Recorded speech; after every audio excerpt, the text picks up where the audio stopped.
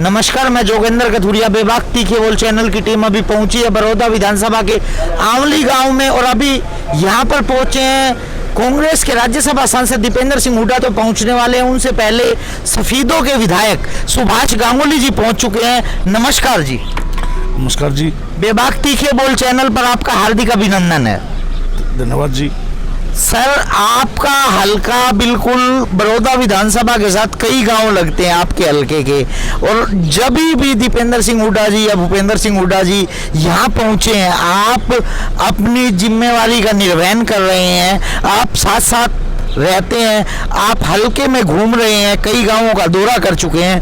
आपको बड़ौदा विधानसभा का माहौल कैसा लग रहा है? बड़ौदा विधानसभा का जो माहौल है वो एक तरफा है, और मैं तो ये कहता हूँ कि हमारी जो ड्यूटियाँ लगी हैं वो बीजेपी की जमानत जब्त करवाने के लिए लगी हैं। चुनाव तो जीते हुए हैं, पहले से भी चुनाव तो कांग्रेस पार्टी जीती हुई है, लेकिन हमारा जो मकसद है वो मतलब भारतीय जनता पार्टी की या दूसरे जो भी उम्मीदवार उन सब की जमानत जब्त करवा के ज़्यादा से ज़्यादा मतों से जितवाने का मकसद है।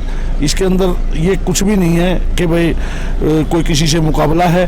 तो हम तो हमारा तो इस मकसद को पूरा करने के लिए हम बड़ौदा विधानसभा क्षेत्र में लगातार निरंतर मतलब हर गांव में जा रहे हैं, और इसी प्रकार से दीपेंद्र जी जा रहे हैं। ऊपर भी सरकार भारतीय जनता पार्टी की है, केंद्र में राज्य में भी सरकार भारतीय जनता पार्टी की है।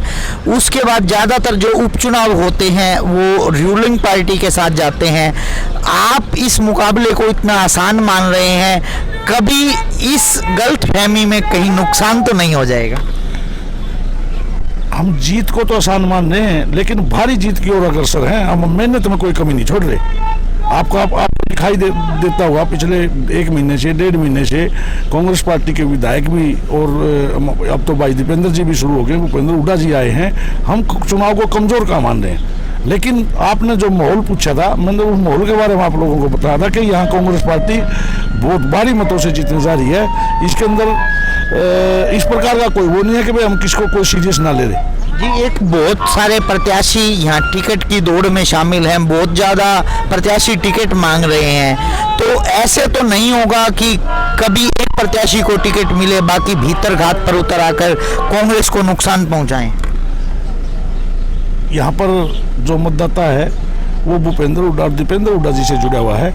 बाकी जो लेकिन हमारे दीपेंद्र हुड्डा टीम के या हुड्डा साहब के जो साथी हैं, एक भी साथी जो टिकट मांगना सबका अधिकार है, एक भी साथी कोई भी ना बागी होगा ना भीतरघात करेगा। सब के सब जिसको भी हुड्डा साहब उम्मीदवार बनाएंगे उसके पीछे लामबंद होकर उसको भारी मतों से जिताने का काम करेंगे। कांग्रेस ने प्रत्याशी के बारे में कोई निर्णय ले लिया है?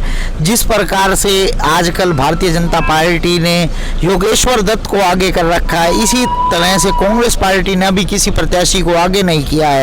देरी होने से नुकसान तो नहीं होगा? यहाँ उम्मीदवार का कोई विषय नहीं है। यहाँ दीपेंद्र हुड्डा और भूपेंद्र हुड्डा हमारे उम्मीदवार हैं, उन्हीं के नाम से वोट मांग रहे हैं। और यहाँ के जो लोग हैं भावनात्मक रूप से या किसी उनके कामों को देख के भूपेंद्र हुड्डा और दीपेंद्र हुड्डा के साथ जुड़े हुए हैं। हमारे प्रत्याशी कहने को तो जो प्रत्याशी आएगा वो होगा, लेकिन यहाँ तो हमारे प्रत्याशी भूपेंद्र हुड्डा और दीपेंद्र हुड्डा ही हैं। जी, जब भूपेंद्र सिंह हुड्डा सोनीपत से लोकसभा का चुनाव लड़ते हैं तो वो सफीदों से 40,000 मतों से लगभग पीछे रह जाते हैं। जब आपने चुनाव लड़ा तभी भी भारतीय जनता पार्टी की ज़्यादा हवा प्रतीत होती थी। आपने भारतीय जनता पार्टी के किले को किस प्रकार से भेदा और क्या रणनीति है आपके पास? जनता जिसके साथ होती है उसमें ना किसी रणनीति की जरूरत होती, ना उसने किसी प्लानिंग की जरूरत होती। आप जनता के अंदर पिछले 5 सालों में 4 सालों में जो काम किया होता है उसका लेखा जोखा परख के जनता साथ देती है। और आप जहाँ तक हुड्डा साहब की हार की बात कर रहे हैं, वो लोकसभा का चुनाव दूसरी तरह का चुनाव था और विधानसभा का चुनाव को दूसरी तरह का चुनाव था। और हमारी तो हम तो जो जीत का मार्जिन रहा है, इस मार्जिन से भी संतुष्ट नहीं है, क्योंकि 12 से 15,000 वोटों का हमारा मार्जिन रहना था। वो कुछ छोटी मोटी हमारे से कोई कमियां रही होंगी, इसलिए मार्जिन भी कम हुआ है। अभी आपके ही हलके से पहले 2009 में चुनाव भी लड़ चुके हैं, उन्हें जिलाध्यक्ष बना दिया गया राजू मोर जी। शायद भविष्य में आपका मुकाबला उन्हीं से होगा। भारतीय जनता पार्टी 4 साल पहले ही तैयार कर रही है सफीदों से उम्मीदवार। आपको कैसा मुकाबला लगेगा 2024 में जो होगा? इसके ऊपर मैं कमेंट नहीं करना चाहता। राजू मोर मेरा छोटा भाई है और यदि हमारा आमना सामना हुआ तो चुनाव लड़ लेंगे, नहीं तो हम चलो, अभी हम बात कर रहे थे सफीदों से विधायक सुभाष गांगुली जी से। उन्होंने काफी मुद्दों पर हमारे से अपने विचार साझे किए। मैं बेबाक तीखे बोल चैनल के लिए जोगेंद्र कथुरिया। हर खबर और नई वीडियोस देखने के लिए फेसबुक पर लाइक, इंस्टा पर फॉलो और यूट्यूब पर करें सब्सक्राइब।